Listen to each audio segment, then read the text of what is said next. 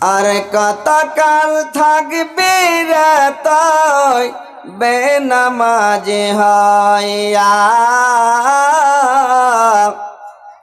পেছন দিকে চেয়ে দেখরে সময় গেল তোর বইয়া পেছন দিকে চেয়ে দেখরে সময় গেল তোর বইয়া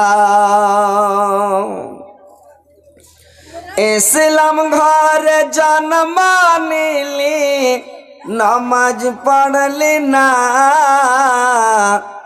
ছেলে থেকে বুড়া হলি মসজিদ তুই চিনলি না ছেলে থেকে বুড়া হলি মসজিদ তুই চিনলি না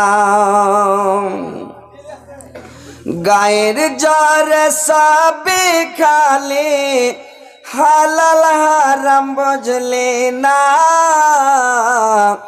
মাহারালি বাপারালি কেন্দে কাউকে পালি না মাহারালি বাপারালি কেন্দে কাউকে পালি না এই মারা আল্লাহর বান্দা বলবি গিয়া কি আরে কবর মাঝে যাব হবে কাঁদবে বারে বারে কবর মাঝে যাব হবে কাঁদবে বারে বারে জাহান্নামে যাবি রে তুই পাবি কত সাজা পুলসে রাতে পারবি রে দেখবে কত মজা পুলসে রাতে পারবি রে দেখবে কত মজা আর কত কাল থাকবি রে তুই বেনামাজি হইয়া পেছন দিকে চেয়ে দেখরে সময় গেল তোর বইয়া পেছন দিকে চেয়ে দেখরে সময় গেল তোর বইয়া উপস্থিত সম্মানিত মুসলিম সমাজ এবং পর্দার আড়ালের পর্দানাসী নবলা সরলা মা ও বোনেরা সর্বপ্রথম আল্লাহ তাআলা বারেক ওয়া তাআলার তারিফ প্রশংসা গুণগান যে মহান আল্লাহ তাআলা বারেক ওয়া তাআলা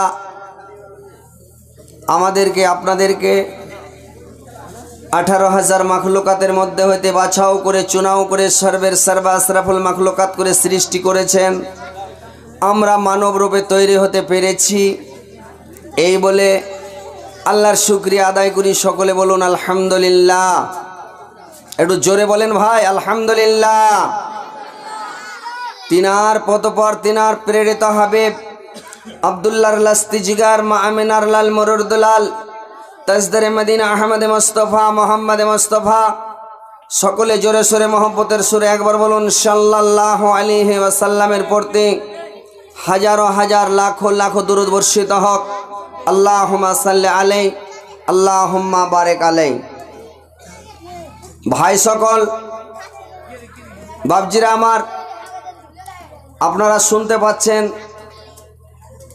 এই আফসার আলী মামার বাড়িতে জালসা আর আওয়াজ অনেক দূর যাচ্ছে আমরা অনেক দূর থেকে আওয়াজ পেলাম আপনারা গ্রামবাসী আওয়াজ পাচ্ছেন অথচ বাড়িতে বসে আছেন তো বাড়িতে বসে না থেকে জালসার মাহফিলে আসেন কোরআন হাদিসের মাহফিলে আসেন আল্লাহ আল্লাহর রাসূলের মাহফিলে আসেন এসে কিছু সওয়াবের ভাগীদার হন কিছু নেকি কামান সময়টাকে নষ্ট করিয়েন না সময়টাকে বরবাদ করিয়েন না আর না তো দুনিয়াতে এসেছেন খেপার মতন দুনিয়াতে থাকবেন আর যখন চলে যাবেন তখন খালি আফসোস আফসোস আফসোস করতেই থাকবেন। কতগালা ভুল আছে পৃথিবীতে, ভুলগালা কিন্তু শুধরে, আর এমন ভুল আছে ওই ভুলটা শুধরিবে না।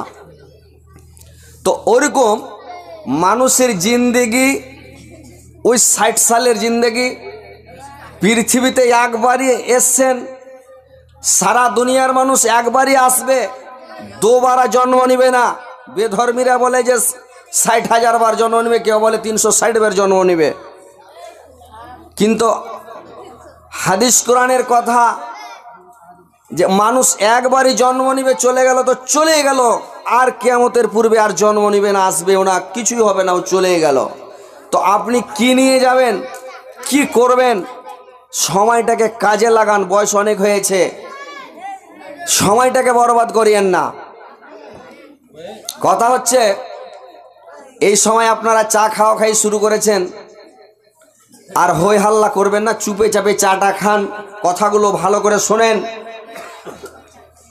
যে সময়টাকে নষ্ট করবেন না, বরবাদ করবেন না।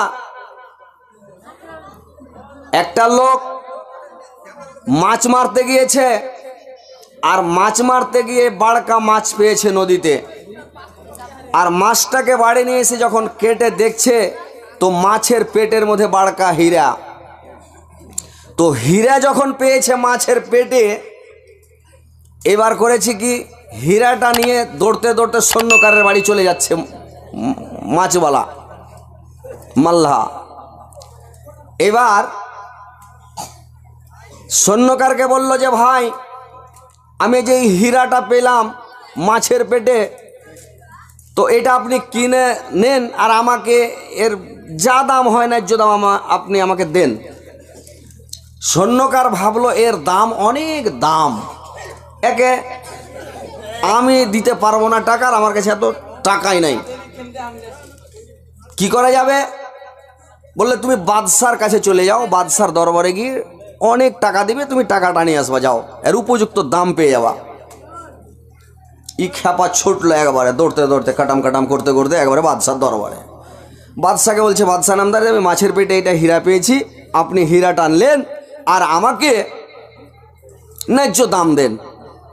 তো বাদশাহ বলল যে আমার এখানে এই যে গোডাউন আছে, গোডাউনের মধ্যে অনেক টাকা, টাকার বস্তা, টাকার ব্যাগ, টাকা সাজানো আছে, সোনা চাঁদিও আছে, তুমি যতটি পারো 1 কোটি থেকে টেনে বের করো ঘর থেকে, গোডাউন থেকে, আর যতটি বের করবে গোডাউন থেকে সবটি তোমার, কিন্তু তোমার সময় হলো 6 ঘন্টা।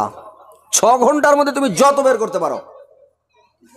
তখন ঘরে ঢুকছে, ঘরে যখন প্রবেশ করেছে, ঘরের মধ্যে দেখছে কি, ওরে বাপরে, টাকা, টাকায় টাকা, খালি টাকা, আর সোনার ঢেরি, চাঁদির ঢেরি, ঢেরি লেগে আছে। তার মধ্যে ঘরের মধ্যে দেখছি কি, ফল ফ্রুট এত আছে, মানে বোম্বাই ওসি মার্কেটের মতন এত ফল সাজানো আছে, কোনো ফলের অভাব নেই, ফলে ফল, মানে টিফিন সাজানো আছে আর কি। আর যত রকমের খাদ্য খাওয়ার, মানে বিরিয়ানি, গোশ পোলাও, ঘি পোলাও, সাদা ভাত, মাংস, যত রকমের মাংস লাগে সব ঘরের মধ্যে কিন্তু সাজানো আছে। ই খ্যাপা জিন্দগিতে দেখেনি এরকম, বলছে আগে খেয়ে নি, যা খাওয়া যাবে পরে। তখন যা ফার্স্টে কি করলো, ফলগুলো খেতে লাগলো। ফলগুলোকে খেতে খেতে খেতে খেতে ফলগুলো পুরা করে খেলো। তারপরে বলছে যাক এবার মিঠাই মিষ্টি খায়, অনেক মিঠাই মিষ্টি আছে, মিষ্টি খেতে লাগলো। মিষ্টি খাওয়া যখন হলো, বলছে এবার শুরু করি বিরিয়ানি, হায়দ্রাবাদের বিরিয়ানি লাগলো খেতে। বিরিয়ানি খেতে খেতে এবার কি করলো, সাদা ভাত, পোলাও টোলাও খাওয়ার পরে সাদা ভাত খেয়ে আসুদা হয়ে গেছে, কিন্তু বেচারি খেতে খেতে ওর 3 ঘন্টা কেটে গেছে। সময় 6 ঘন্টা, কিন্তু খেতে খেতে 3 ঘন্টা কেটে গেছে। এবার ঘড়ি দেখছে, বাপরে 3 ঘন্টা তোমার চলে গেছে, আর মাত্র 3 ঘন্টার সময় আছে আমার হাতে, তো 1 ঘন্টা আমি আরাম করে নিই, মানে পুরা করে খেয়েছে তো। 3 নম্বর গেট থেকে নিয়ে 1 নম্বর গেট পর্যন্ত হয়ে গেছে, মানে এখানে খালি নেই, এত খেয়েছে। এবারে আরাম করতে লেগেছে, একটু আরাম করছে, বিস্তারা খুব সুন্দর করে মখমলের চাদর দিয়ে, বাদশার ব্যাপার, বিছান খুব ভালো করে পাড়া আছে, শুয়ে গেছে। শুয়ে যাওয়ার পরে ই কি করেছে? শুয়ে আছে।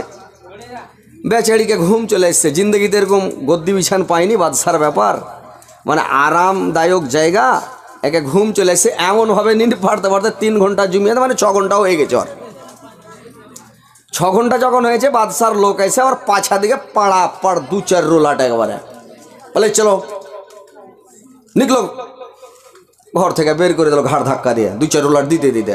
ই বলছে ভাই আমি তো কিছুই টাকা পয়সা নিনি রে ভাই। বললে তোমার সময় শেষ তো।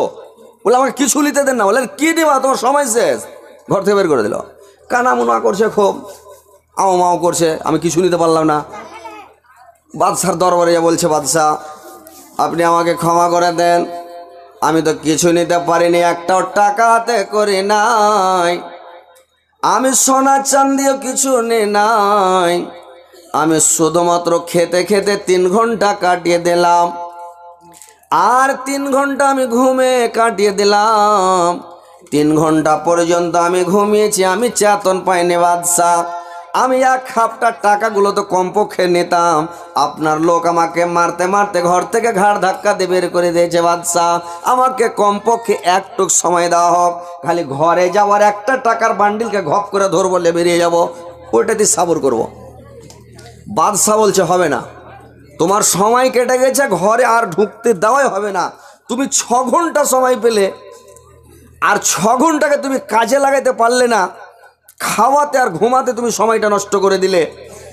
তো যখন সময়টা তুমি নষ্ট করে দিলে, আর ঢুকতে দেওয়া হবে না। লোকটা কাঁদতে কাঁদতে আফসোস করতে করতে থেকে গেল। তো মানুষের জিন্দেগি ভাই ওই লোকটার মতন জিন্দেগি, যে আপনারা দুনিয়াতে এসেছেন খালি খান আর ঘুম পাড়েন, খান আর ঘুম পাড়েন। ওই মাটির সাইডে যখন মাটি তুলতে আগে লোক যাইত, তো বলে থালি ছেঁড়া ডালি আর ডালি ছেঁড়া থালি, ডালি ছেঁড়া থালিলে ভাত খেতে বসলো, আর ফের থালি ফের দৌড়িয়া ডালিলে ফের। তো এরকম মানে দুনিয়াতে এসছেন খালি কাম কাম কাম কাম, আল্লাহ বিল্লাহ তাসবিহ জিকির নমাজ রোজা কিছু নাই, যে আমাদেরকে পরকালের কিছু জোগাড় করতে হবে। বয়স হয়ে গেছে 50 বছর বয়স। মাটির দেহ মাটি খাবে, কিসের কর বাসনা, জীবন চেরাক নিমিয়ে যাবে, আশা মিটবে না,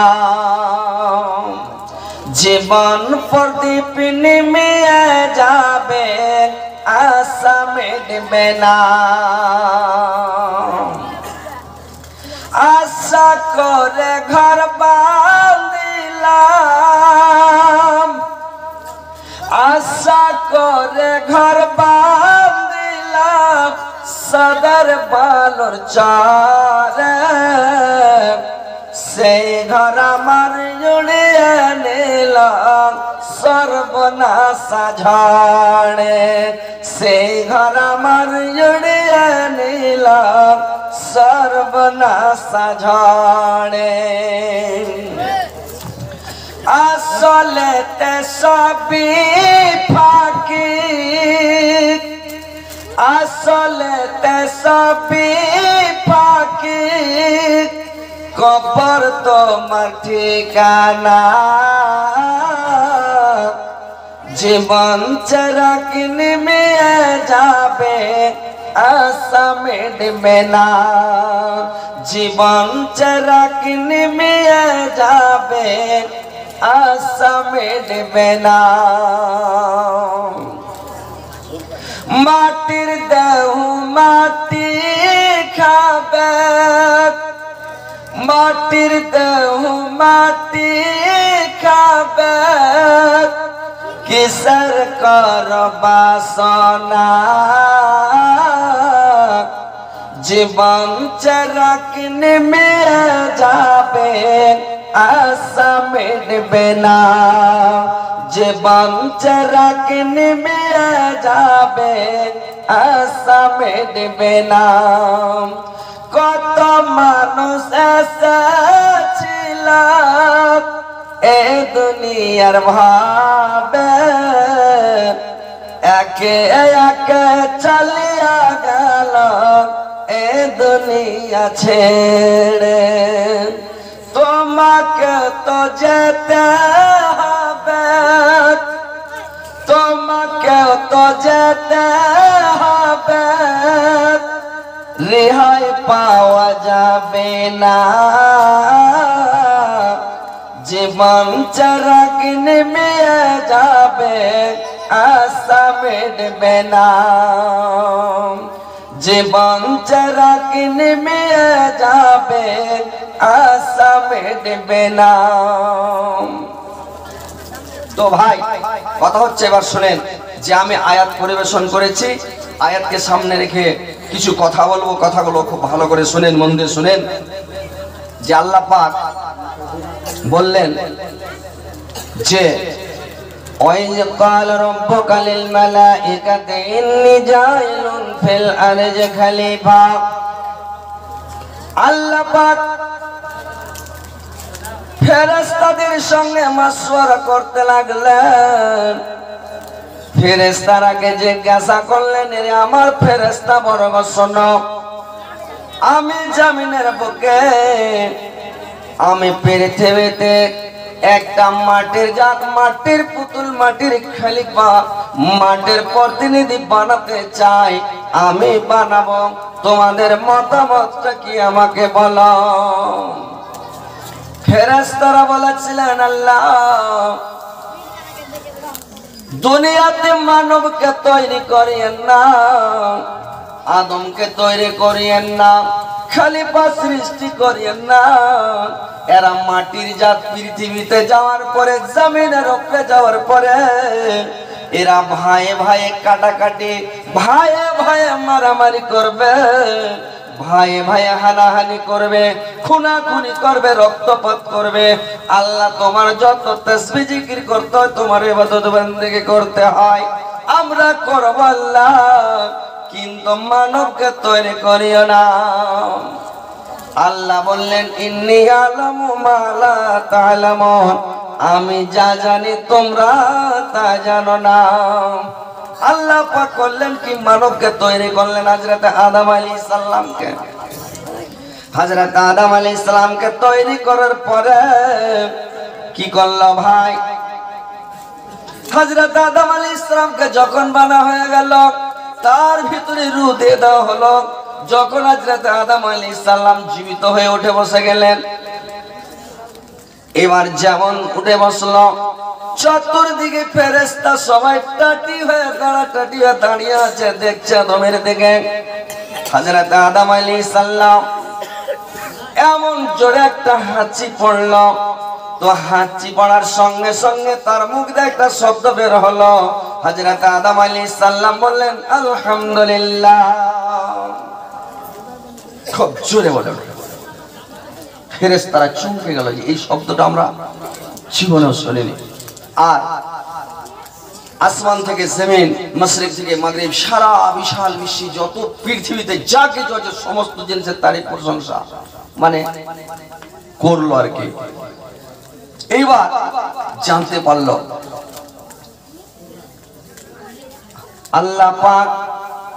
আল্লাহ পাক জিজ্ঞাসা করতে লাগলেন ফেরেশতাদেরকে, আমার ফেরেশতারা, তোমাদের আগে যতগুলো সামান আছে, যত আসবাব আছে, কালা আদম আম্মাহুম বিআসমাইহিম ফালাম্মা আম্মাহুম বিআসমাইহিম, যত আসবাব আছে, যত সামান আছে, সমস্ত জিনিসগুলোর নাম তোমরা বলো তো। ফেরেশতারা বলতে পারলো না। হযরত আদম আলাইহিস সালামকে আল্লাহ পাক আগে শিখিয়ে দিয়েছিলেন, যখন জিজ্ঞাসা করলেন হযরত আদম আলাইহিস সালামকে সমস্ত জিনিসের নাম বলে দিল। এইবার আল্লাহ পাক বললেন, ওরে আমার ফেরেশতারা, তোমরা বলতে পারলে না, আমার আদম বলে দিল, তো তোমরা বেশি সম্মানী না, আমার আদম বেশি সম্মানী বলো। ফেরেশতারা সবাই এক বাক্যে বলল, আদম বেশি সম্মানী। বললেন, তাহলে তোমরা কেন দাঁড়িয়ে আছো? তাকে তাড়াতাড়ি সাজদা করো, তাকে একটা সম্মানের সিজদা করো। সব ফেরেশতারা করলো কি, সাজদায় পড়ে গেল।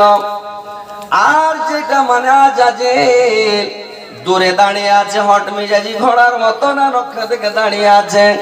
আল্লাহ পাক আজাজিলকে ডাক দিচ্ছে, রে আজাজিল শোন, আজাজিল কথা শুনে না, আসছে না, কথা শুনে